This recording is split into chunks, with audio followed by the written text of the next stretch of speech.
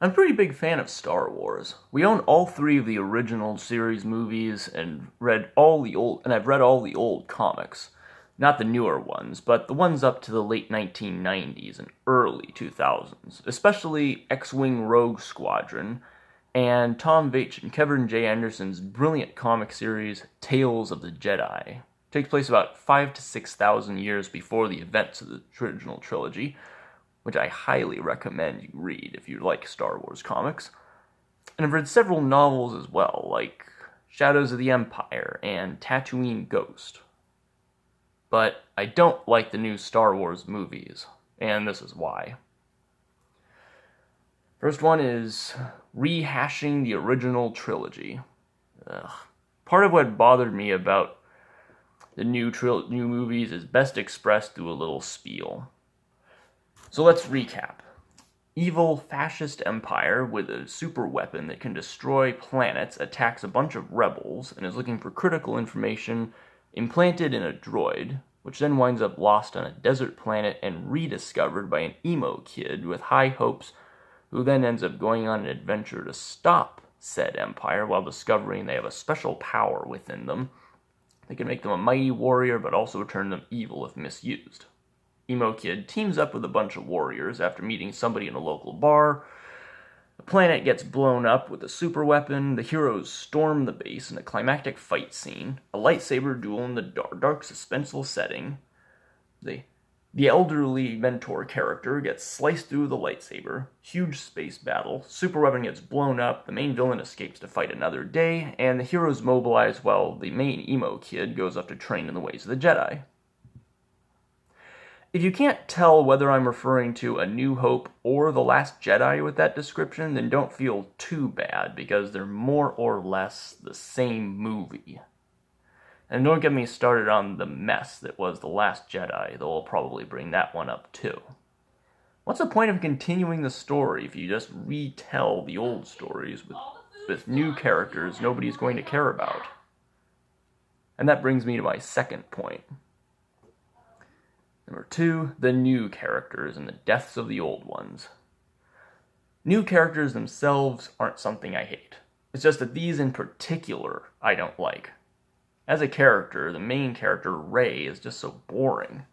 At first, she looked like she might have an interesting backstory with her parents abandoning her, but then The Last Jedi threw that idea out the window by stating her parents were just a couple of loser junk dealers on Jakku who sold her for beer money. What a ripoff. Ugh. And as a character, she has no real motivation and nothing really comes as a challenge to her. For example, she uses the Force to resist Kylo Ren's interrogation, mind tricks a stormtrooper into letting her go, and then later on grabs Luke's lightsaber with the Force when she shouldn't even know how to do any of that stuff. This is high-level Jedi stuff, and she knows how to do it immediately. In The Last Jedi, she even swims, which is something somebody who grew up on a desert planet with no oceans shouldn't be able to know how to do. Then she proceeds to go on without any real training in The Last Jedi, and is declared a Jedi on the spot by the end, even though she didn't learn much besides moving a couple of rocks, and that's pretty much it. Without even any in-between time like there was between Empire Strikes Back and Return of the Jedi for Luke. She's just a Mary Sue with no real challenges and no character flaws, and it's just boring. To quote Syndrome from The Incredibles, lame, lame, lame, lame, lame! I don't have a lot to say about the other characters because Finn is just the token black dude / cliched evil lackey who goes rogue and joins the heroes for personal reasons. Poe Dameron is such a generic X-Wing pilot you could quite literally put any member of Rogue Squadron in his place and nobody would notice. And BB-8, while his design is kinda cute, doesn't have the charm or comical sassiness that R2-D2 had. Kind of annoying. Admiral Holdo from The Last Jedi just came off as a condescending jerk of a character who reminded me too much of my old English teacher, and Rose Tico just felt like she was tacked on at the last minute just so they could get an Asian character for more diversity. And it doesn't help that she dies in the same movie she was introduced in. It's almost like they knew she was lame and useless and just had to get rid of her before the inevitable third film to come. And that brings me to the main villains. They suck. The First Order, while an interesting idea, has terrible execution. Remember the xenophobia present in A New Hope when they pretended Chewbacca was a prisoner being transferred out, and one of the Imperial officers looks at him all disgusted, like, and calls him a thing? And how their attitude towards the non-humanoid bounty hunters in The Empire Strikes Back was mostly kind of hateful, something like that. It's because the Empire was clearly a Nazi-inspired group that believes in human supremacy and galactic conquest.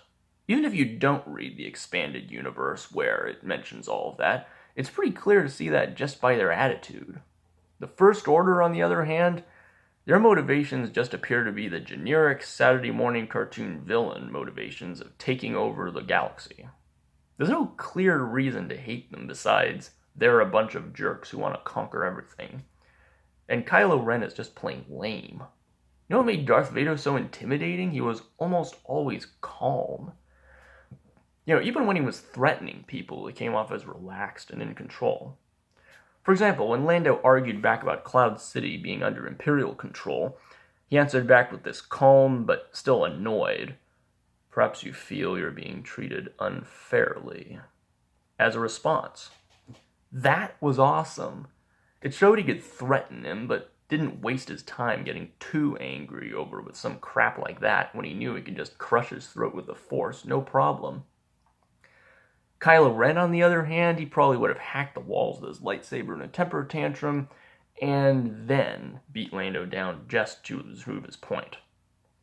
Kylo Ren just isn't scary, because he behaves like that, as opposed to being calm but firm, like Vader always was. Also, they mention the Knights of Ren in the first movie, and we get a little glimpse of them in a vision, but seeing as we got nothing about them in The Last Jedi, and it's highly unlikely they'll ever show up in the third movie, there's nothing I can say about them. It's really a wasted opportunity there, Disney. The only really interesting villain in the series was Snoke. He came off as this really dark, manipulative character who was so powerful in the Force, he barely had to move. He could just manipulate objects and people just by thinking. He was actually a very interesting and intimidating villain that had a lot of potential, and what did they do with him? Had him die in the most anticlimactic way possible by having Kylo Ren fillet him by manipulating his lightsaber behind his back with the Force, when he clearly should have been paying attention to that thing moving if he was that powerful that he could see Kylo Ren's thoughts. They killed off their only actually cool villain in such a lame way. They didn't even make it a mystery to us as the viewers because you can clearly see the lightsaber moving on its own in the scene. You suck, man. Even worse, we don't know much of anything as to who he was, and even the official Wikipedia entry on him is no help. How lame. As for the old characters, may they rest in peace. Han Solo died in the most anticlimactic way possible, stabbed through the guts like a ripoff of Hoburn Washburn's death in Serenity. Luke dies in an even more anticlimactic way by exerting himself using the Force to do some lame illusion trick, and then just fades away like nothing. And with Carrie Fisher dying a couple of years ago, I don't have high hopes the filmmakers would do Leia's likely death justice in Rise of the Skywalker. It's almost like they're deliberately killing off all the old characters to bring in a bunch of newer, younger, ethnically diverse characters to be hip and cool with the social justice warrior crowd that's so prevalent in young people these days. And there's nothing wrong with having diverse characters, but they have to be good characters. If you just have a collection of stereotypes and one-note characters with no real personality besides one trait that defines them, you've lost the audience's interest for good.